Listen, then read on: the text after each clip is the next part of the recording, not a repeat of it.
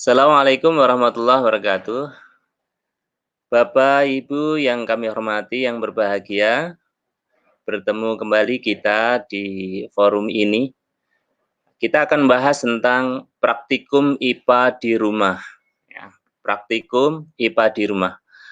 Bapak, Ibu sekalian, sebagaimana kita ketahui bahwa praktikum itu adalah kegiatan yang menjadi pendukung utama untuk membangun konsep IPA bagi para peserta didik. Tetapi kalau kita lihat dengan kondisi saat ini dalam keadaan pandemi, maka praktikum IPA, maka salah satu yang bisa dilakukan itu adalah kegiatan di rumah. Nah, Bapak Ibu sekalian, sebagaimana kita kenal ya, pepatah Minang ini mengajarkan kepada kita, alam tak kambang jadi guru. Yang mengajarkan pada masyarakat secara umum untuk senantiasa menjadikan alam ini sebagai guru. Pembelajaran tidak hanya dapat dilakukan di bangku pendidikan formal, artinya tidak di bangku pendidikan formal pun mestinya bisa dilakukan pembelajaran itu, baik di rumah, di lingkungan, maupun dimanapun saja mereka berada. Nah, dengan mengamati apa yang ada di alam ini, serta di lingkungannya, ini diharapkan bisa membuat sebuah pembelajaran yang sangat berharga bagi peserta didik. Tentu ketika di rumah, kita sangat berharap peserta didik juga bisa belajar, mengamati, melakukan observasi, bisa juga melakukan pengukuran dan berbagai hal yang tentu bisa melatih anak-anak untuk melakukan kegiatan-kegiatan yang melatih keterampilan mereka. Bapak Ibu sekalian, mata pelajaran IPA itu memiliki beberapa karakteristik, diantaranya tentu IPA memiliki nilai ilmiah, karena memang ilmu pengetahuan alam atau sains itu dibangun dengan langkah-langkah ilmiah. IPA juga merupakan suatu kumpulan pengetahuan yang tersusun secara sistematis, sehingga langkah-langkah, tahapan-tahapan, dan juga keilmuannya pun itu tertentu dan tersusun secara sistematis. IPA juga merupakan pengetahuan yang diperoleh dengan melakukan observasi, eksperimentasi, penyimpulan, penyusunan teori, pembuktian, dan berbagai hal yang lain. Bapak Ibu sekalian, oleh karenanya ketika PJJ sangat mungkin observasi itu akan minimize, akan lebih kecil, tetapi tentu kita berharap kita semua, Bapak Ibu guru sekalian, itu bisa memberi kesempatan kepada anak-anak untuk melakukan atau peserta didik melakukan observasi, pengamatan terhadap sesuatu. Sehingga keterampilan observasi itu bisa terlatih bagi peserta didik itu. Juga bisa eksperimentasi, mungkin sederhana, atau mungkin agak kompleks dikit, dan seterusnya. Bapak Ibu sekalian, IPA juga merupakan suatu rangkaian konsep yang saling berkaitan, sehingga perlu juga dihubungkan secara langsung terhadap konteks yang ada. Misalnya terhadap kejadian yang terjadi pada saat ini, ataupun peristiwa-peristiwa tertentu, ataupun pekerjaan, ataupun apapun itu yang secara langsung bisa dihubungkan dengan ilmu pengetahuan. Karena ilmu pengetahuan itu akan mendukung berkembangnya teknologi, demikian pula teknologi itu nanti bisa mendukung berkembangnya ilmu pengetahuan. Bapak Ibu sekalian yang berbahagia, tentu untuk praktikum IPA di rumah ini ada beberapa hal yang harus dipertimbangkan. Karena memang praktikum itu harapannya itu bisa mengembangkan keterampilan bagi para siswa sekalian. Yang pertama, dapat mengembangkan sikap spiritual, sehingga perlu kita pertimbangkan bagaimana ketika menyajikan praktikum IPA, tentu di sekolah, di lab, ataupun di rumah juga, itu harus dipertimbangkan bahwa praktikum ini hendaknya bisa mengembangkan sikap spiritual para peserta didik. Mungkin diawali dengan doa, atau mungkin ketika sampai di akhir kesimpulan itu diberikan pertanyaan-pertanyaan ataupun renungan-renungan mendasar ataupun evaluasi yang mengarahkan kepada pengembangan sikap spiritual peserta didik. Karena memang itu harapannya. Ilmu kalau tanpa digiring atau diarahkan ke arah sana, bisa jadi nanti akan lepas dalam hal pengembangan sikap spiritual ini. Bisa disampaikan di awal, bisa disampaikan di akhir, ataupun pada saat proses itu sendiri. Kemudian yang kedua, mengembangkan sikap sosial. Nah, praktikum IPA itu diharapkan mampu mengembangkan sikap sosial. Tentunya hal ini ketika bisa dilakukan secara kolaboratif. Bagaimana ketika harus secara mandiri, misalnya ketika di rumah. Nah, tentunya ketika praktikum ini dilaksanakan di rumah, untuk hal-hal tertentu kita bisa mengembangkan sikap sosial ini terhadap anggota keluarganya, ya, untuk bisa berkolaborasi dengan mungkin kakak, adik, orang tua dan sebagainya. Tetapi ketika memang betul-betul harus mandiri, apakah sikap sosial tidak bisa dikembangkan? Tentu saja bisa, ya. Tentu saja bisa dengan membuat perenungan atau membuat evaluasi atau apapun itu yang bisa dikaitkan dengan kehidupan orang lain atau kebersamaan dengan yang lainnya.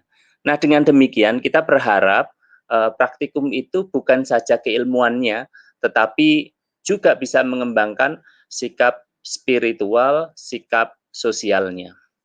Kemudian yang ketiga, mengembangkan keterampilan ilmiah. Tentu, ini hal yang sangat diharapkan. Di antara keterampilan ilmiah itu misalnya kemampuan untuk melakukan observasi. Jadi ketika seorang peserta didik melakukan praktikum, itu harapannya kemampuan untuk melakukan observasi, pengamatan itu semakin teliti, semakin jeli, semakin cermat terhadap objek yang diamati. Kalau dulu misalnya hanya sekilas saja, nah maka kemudian dengan semakin banyak melakukan pengamatan, maka akan semakin teliti. Nah, ketika melihat atau menjumpai hal-hal yang sifatnya ya katakanlah kejanggalan, sesuatu yang beda, anomali, maka bukan dilewatkan begitu saja. Kadang-kadang kalau ada misalnya seorang mengamati, ini kok berbeda dengan yang lainnya, supaya tidak ada masalah, dibiarkan saja. Padahal ini bisa jadi menjadi temuan yang utama. Makanya sikap jeli, kemudian teliti, ya cermat ketika melakukan observasi ini menjadi poin penting keterampilan ilmiah kaitannya dengan melakukan observasi. Demikian pula ketika melakukan pengukuran misalnya, keterampilan melakukan pengukuran. Nah, ini juga menjadi keterampilan yang penting utama. Tentu ketika peserta didik melakukan pengukuran menggunakan alat ukur, nah tentu perlu berlatih bagaimana melakukan pengukuran dengan benar, sikapnya, cara mengukurnya, misalnya dengan mistar, bagaimana membaca alat ukurnya, dengan menggunakan misalnya termometer, bagaimana menggunakan termometer, walaupun sekarang termometer untuk di rumah mungkin kesulitan, tetapi bisa saja dilakukan ya. Dilakukan kalau misalnya kebetulan di rumah ada termogan atau termometer yang lain, bisa saja. Tetapi kalau tidak ada misalnya, nah ini tentu nanti menjadi pertimbangan bagaimana praktikum di rumah tersebut. Nah, tetapi bukan berarti kemudian dilewatkan bahwa mengukur itu adalah penting bagi anak-anak, bagi peserta didik. Keterampilan itu harus dikembangkan, mengukur yang benar. Karena kadang-kadang mengukur bisa salah. Misalnya dengan penggaris saja, bagi yang tidak tahu bisa saja memulai dari angka 1, kemudian dilihat bacaan yang terakhirnya, maka nanti hasilnya tentu akan salah. Kemudian memandangnya tidak tepat pada skala yang diukur, tetapi misalnya pandangannya miring dan sebagainya, itu juga akan menyebabkan salah ketika membaca alat ukur itu. Nah, kemudian di samping membaca alat ukur atau melakukan pengukuran gitu. Nah, tentu hal-hal lain juga termasuk keterampilan ilmiah juga itu membuat atau menuliskan data. Kemampuan menuliskan data itu juga sangat penting untuk dilatihkan kepada semuanya. Semakin bertambah umur seorang peserta didik, semakin meningkat jenjang pendidikannya, harapannya semakin terampil untuk menuliskan data yang benar.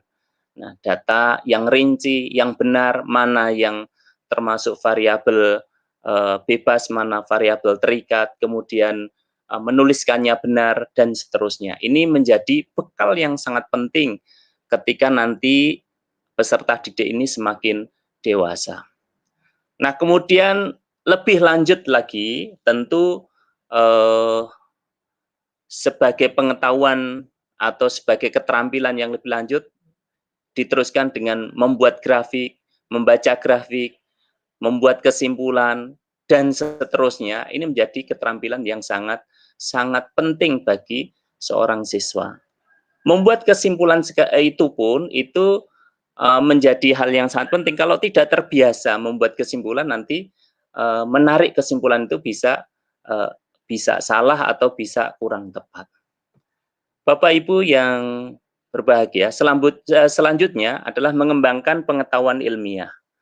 Nah, tentu ini sangat berkaitan, walaupun praktikum IPA itu lebih utama pada keterampilan ilmiah, pengembangannya, tetapi secara simultan juga akan mengembangkan pengetahuan ilmiah. Ketika praktikum itu dilakukan dengan benar, bahkan sampai ke tingkat analisis dan menarik kesimpulan dengan benar, maka seorang peserta didik itu akan meningkat pengetahuan ilmiahnya. Mereka memperoleh pengetahuan itu berdasarkan langkah-langkah yang semestinya dilakukan, sehingga seorang siswa itu memperoleh kesimpulan yang mantap. Artinya dengan langkah yang benar, dengan langkah yang tepat, kemudian dia menyimpulkan, oh ternyata seperti ini hubungannya, oh ternyata seperti ini hasilnya, dan seterusnya. Bapak Ibu sekalian yang saya hormati, untuk di rumah tentu kita yang akan membimbing para siswa itu harus memahami tujuan praktikum itu sendiri.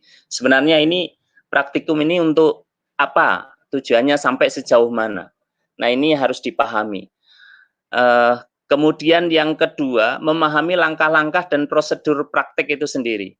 Jadi langkah-langkahnya itu seperti apa? Nah, seperti apa tahap-tahapnya gitu. Misalnya seorang siswa itu artinya akan dilatih bagaimana dia membandingkan antara suhu suhu ketika dipanaskan misalnya. Nah, maka langkah-langkahnya harus diketahui, harus dipahami. Prosedur prakteknya seperti apa, yang sudah ada ketika di sekolah itu tahapannya dipahami. Nah, terus kemudian berikutnya mengupayakan atau mengganti alat dan bahan yang diperlukan sesuai dengan ketersediaan di rumah dan lingkungannya. Jadi tentu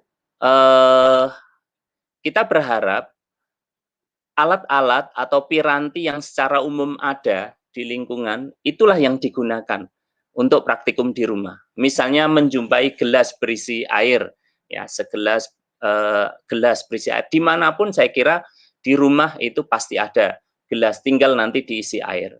Piring, kemudian sumur, kemudian ada botol, ada yang lainnya, itu saya kira bisa dimanfaatkan untuk praktikum. Tanaman-tanaman di sekitar rumah, tanpa harus memastikan tanaman itu apa. Jadi diberikan alternatif-alternatif misalnya. Kemudian kalau tentang gerak, ya tentang tubuh sendiri, nanti bisa para siswa itu bisa melakukannya ketika dibimbing menggunakan tulisan ataupun menggunakan video dan sebagainya. Saya kira peserta didik itu bisa menggunakan sebagai pedoman untuk melakukan kegiatan tersebut. Jadi mengganti kalau memang sulit dilakukan, mengganti dengan yang ada, yang mudah didapat. Syukur-syukur tidak perlu membeli. Kemudian jika praktikum tidak dapat dilakukan untuk memperoleh data kuantitatif karena memang alatnya nggak ada, paling kalau di rumah itu alat ukur kira-kira yang ada semua itu penggaris karena para siswa itu ada. Tetapi kalau misalnya nanti gelas ukur, wah ini gelas ukur ternyata ya sangat sulit ya. Walaupun nanti bisa saja menggunakan botol-botol tertentu yang di situ, botol kemasan, yang di situ ada tulisannya volumenya sekian liter, misalnya 600 ml, misalnya botol air mineral dan sebagainya. Nah, tetapi tentu untuk alat-alat yang lain itu para peserta didik itu sebagian besar mungkin tidak memiliki misalnya alat ukur arus listrik gitu ya, itu akan kesulitan. Alat ukur yang lainnya juga kesulitan. Nah, tentu ini diperlukan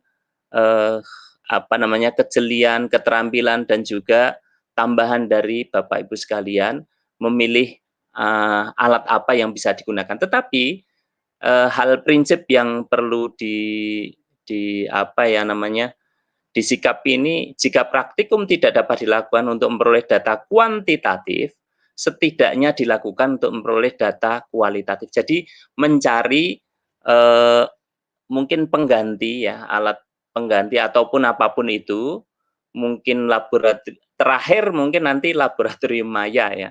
Nah, ini bisa dimanfaatkan untuk melatihkan anak memiliki keterampilan melalui praktikum di rumah. Ya mungkin kita perlu mengembangkan ya alat-alat apa saja yang paling mudah didapati di rumah, terus kemudian bisa digunakan untuk melakukan kegiatan seperti ini. Misalnya saja ya yang mudah ketika kita mengajarkan anak tentang gelombang ya, kaitannya dengan getaran misalnya, kita bisa menggunakan misalnya botol kemasan atau gelas air mineral. Nah, terus kemudian kita ikat dengan benang, kemudian bawahnya kita beri lubang, terus diisi dengan air, diayunkan, kemudian anak memegang benang yang telah digantungkan padanya gelas air mineral tadi yang diisi air, diayunkan tadi ketika si anak itu berjalan di depan rumah misalnya, nanti akan ada bekas tetesan air yang bentuk gelombang. Nah, ini si anak nanti bisa atau para siswa bisa mengukur panjang gelombangnya, kemudian mengukur amplitudo dan bahkan sampai kepada mengukur misalnya frekuensi dan juga cepat rambat gelombangnya. Bapak Ibu sekalian yang kami hormati, tentu hal ini menyebabkan Bapak Ibu sekalian harus memikirkan alat-alat apa yang bisa digunakan untuk membantu, yang sekiranya mudah didapat di sekitar rumah atau di lingkungan rumah, bahkan tidak harus membeli, dalam rangka untuk melatihkan para siswa kita untuk melakukan praktikum IPA di rumah. Nah, tentu akan baik sekali ketika misalnya praktikumnya seperti apa, terus kemudian si anak juga diminta untuk berpikir, kira-kira alat ini bisa diganti apa? Kira-kira alat ini bisa diganti apa? Sehingga dengan demikian si anak juga memiliki tambahan pengetahuan, kecerdasan dan kemampuan untuk melakukan untuk menyampaikan ide-ide baru. Nah, dengan demikian bahkan anak itu berlatih untuk mendesain mendesain, melakukan kegiatan tersebut. Baik Bapak Ibu sekalian yang saya hormati, demikian yang bisa saya paparkan kaitannya dengan bagaimana kita melakukan praktikum IPA di rumah. Mudah-mudahan ini bermanfaat bagi Bapak Ibu sekalian. Atas perhatiannya saya ucapkan banyak terima kasih. Mudah-mudahan dengan ini terfikir oleh kita dan juga menambah ide-ide kita untuk membuat rancangan maupun persiapan bagi anak-anak yang sesuai dengan kondisi yang ada. Terima kasih atas perhatiannya. Saya akhiri. Assalamualaikum warahmatullahi wabarakatuh.